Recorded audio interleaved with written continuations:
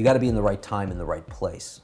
You have to be a little bit good at it if people want you to do the sound. It seemed like I kind of was good at it. I mean, in a lot of ways, I think maybe with all our lives, there's a lot of luck or instinct, and it's hard to tell. It's like, wow, I'm lucky that I went that way, but who knows? Maybe it's some sort of instinct, you know. But I actually do realize now that I had some instinct and an ear, just an instinct, not just socially, but an instinct for that kind of work and dealing with sounds. Also, like my mom played piano. Also, she played piano because she was on a very high level in classical music. She would always play sort of when I was like going to bed, basically, and then would continue playing. So she played for like 5 hours. I would go to sleep hearing piano every night. So even stuff like that, I wondered if it affected my ear. And also, what do you think? Did it do? I kind of think it does. I mean, it's something I've it's funny because as I've gotten older, I've tried more to like put in a box. What is it I'm good? What is it that I'm good at? What is my style? What are the few things? Because I don't believe anymore that any of us can be like, you know, that much of Renaissance people. You know, like good at 20 things. I don't really believe that anymore. I kind of, even as an engineer, my assumption is I'm probably good at 4 or 5 things. That's not my style. I really can't do that with any, you know, I can't do that exceptionally well. You know, maybe I'm professional enough to do everything, maybe okay, but there's some things where a certain maybe, you know, if I can say genius might come out, right? So there's just a few things, but I've actually started thinking about those things more for practical reasons, because I have to start thinking what work is good or not for me. But so I started thinking about what's really how my brain works, like really starting to think about it, and you know, like just sonically, I think I gravitate to exactly like what piano was.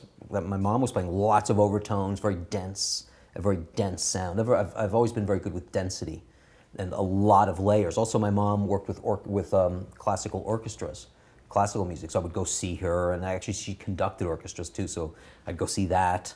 So I was around a lot of classical music. I didn't like classical music. That's actually quite true. I actually sort of really did not like it. I was like, what is this? You know, I'd have this attitude, and I was like, I want to go get out of here. You know, it was the 60s. It was the 60s. Why would I want to listen to classical music? What bands did you like? Like you were saying, well, you grew up in the 60s, and you were saying, well, there was certain bands that I liked. What bands? Can you give me a few names? Oh, in the 60s? Yeah? Oh, the 60s, that would be hard. I don't know if I really got that sophisticated. I mean, honestly, in the 60s. I mean, I knew I liked, even through the 70s, I still carried with me liking, you know, Jimi Hendrix or whatever, you know. But some of the more important stuff of the 60s I wasn't aware of till later, like the Stooges or something like that. Okay. Yeah, I mean, as a 12-year-old, I didn't know about the Stooges. Okay, and the hip-hop? What was well, a lot of the hip-hop that I liked was, and that again, I got to really... Because it started over there. It started in New York, yeah, well, so you must be...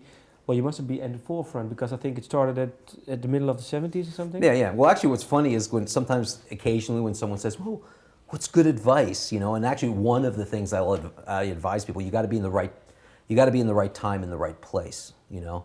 Because it's very easy for me to say, yes, well, I had these ideas and this thing, and I have this talent, but it had to be in New York, you know? Could I have done that in Cleveland, you know what I mean?